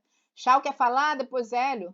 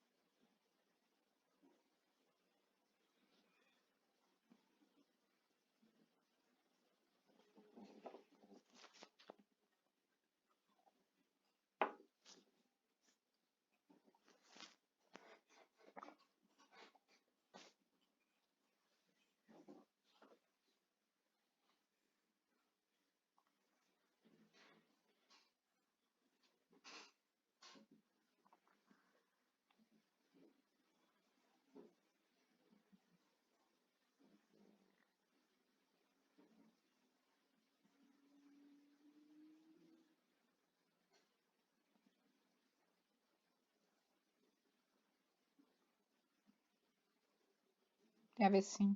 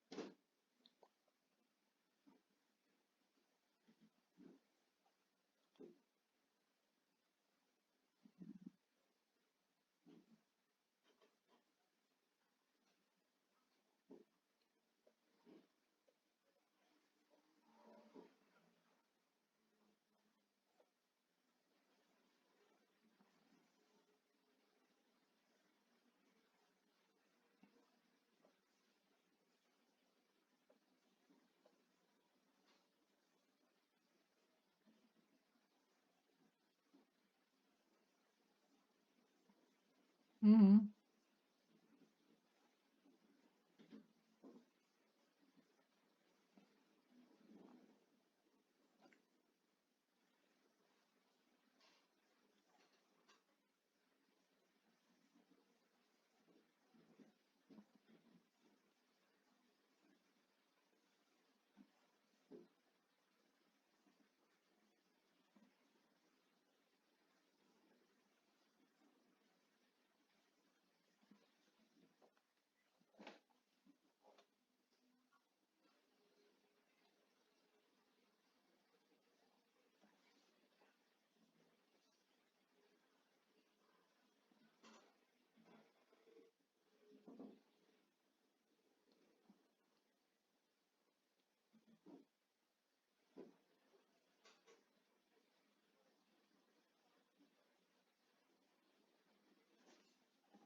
E a civilização caiu, né?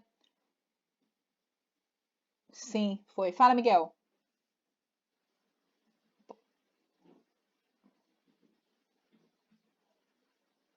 Uhum.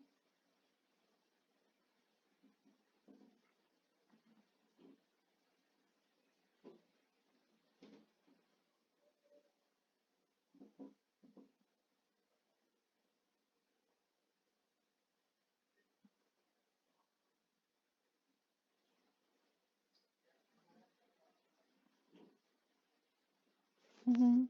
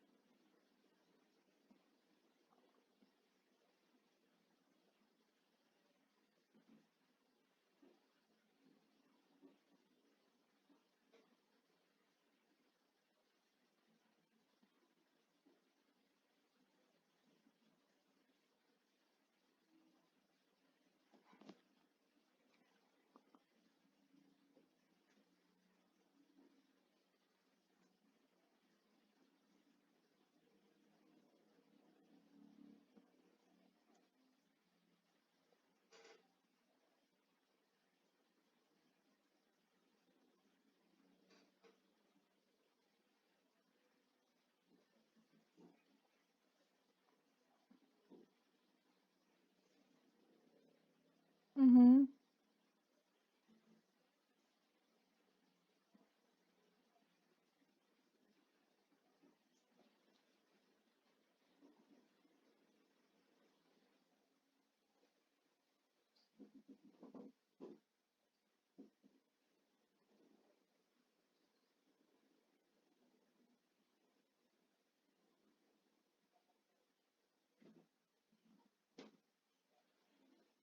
Uhum.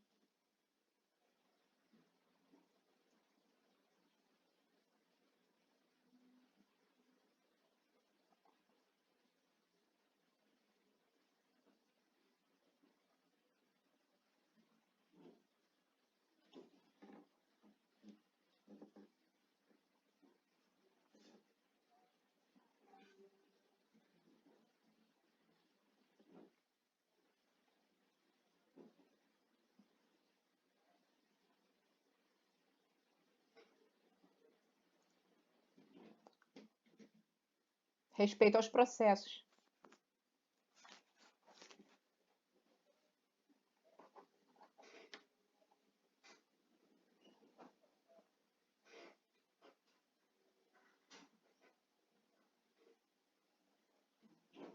Verdade.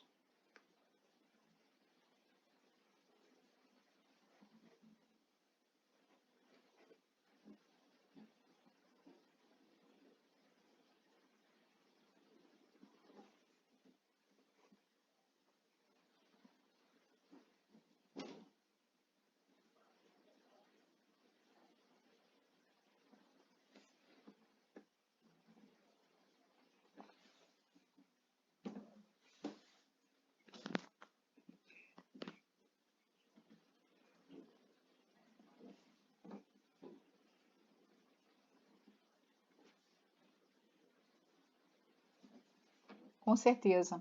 Hélio, depois Ivone, depois pastora Nazarete. Levantar a mão. Vai lá, Hélio.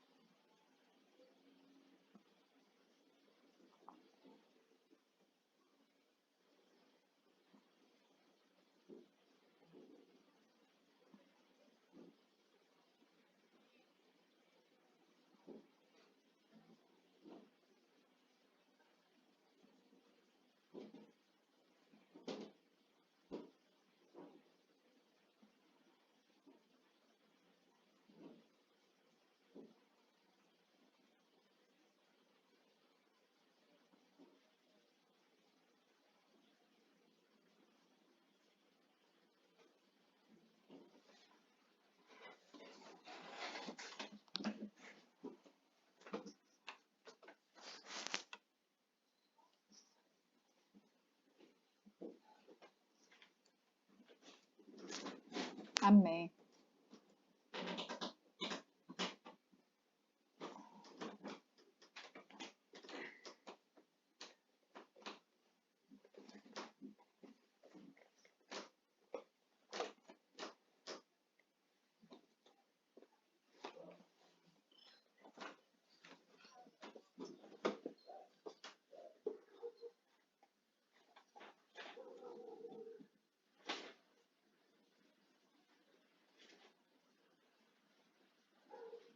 Uhum.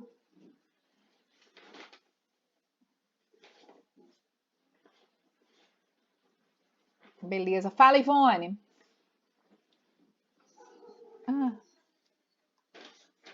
Ah, então vai lá, pastora.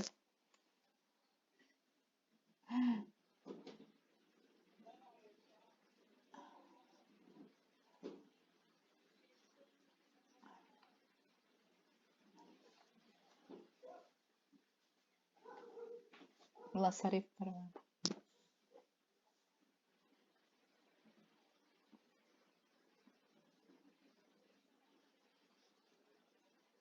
Vai pelo meu espírito.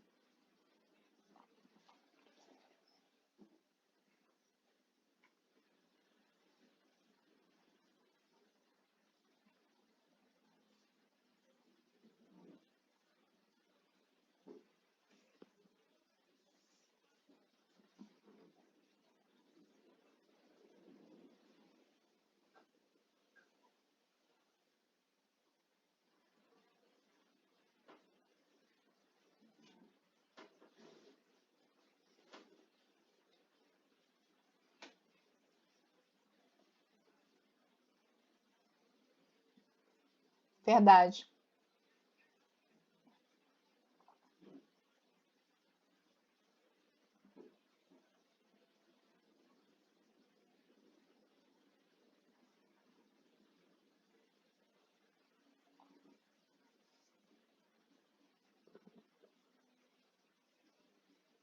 Uhum,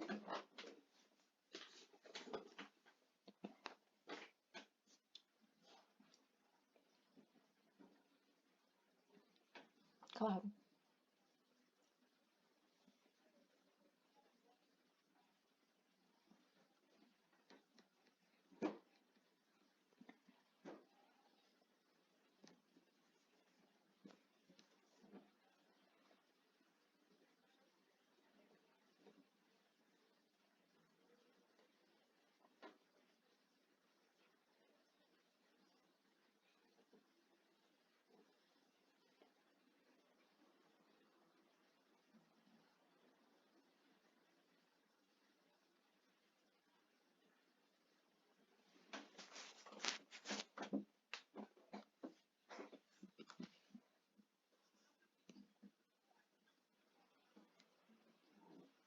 Verdade.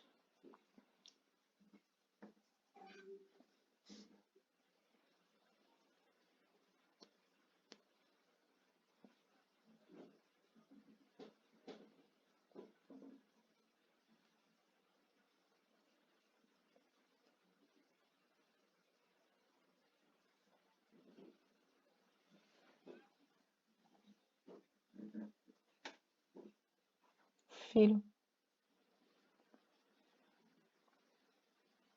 Isso mesmo.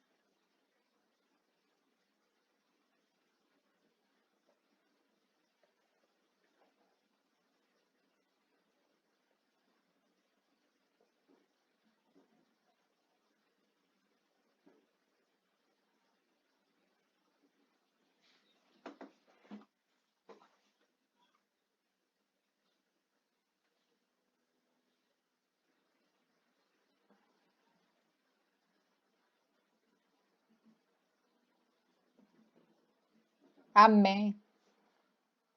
Muito bom. Fala, Ivone.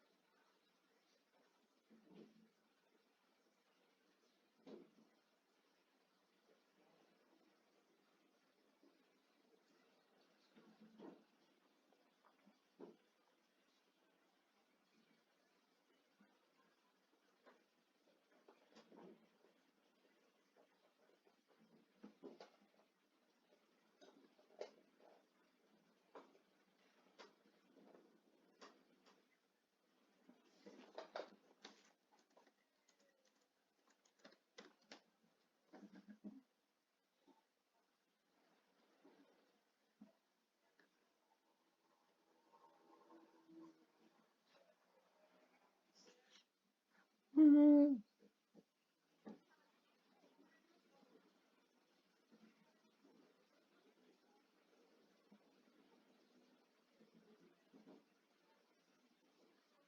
Uhum.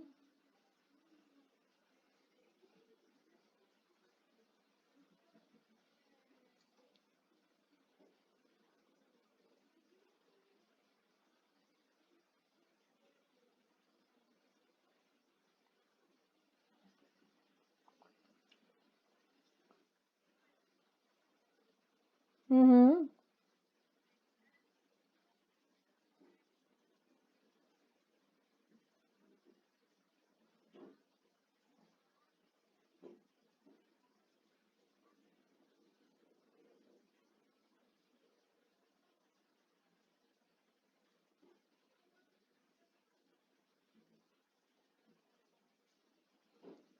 Infelizmente, né?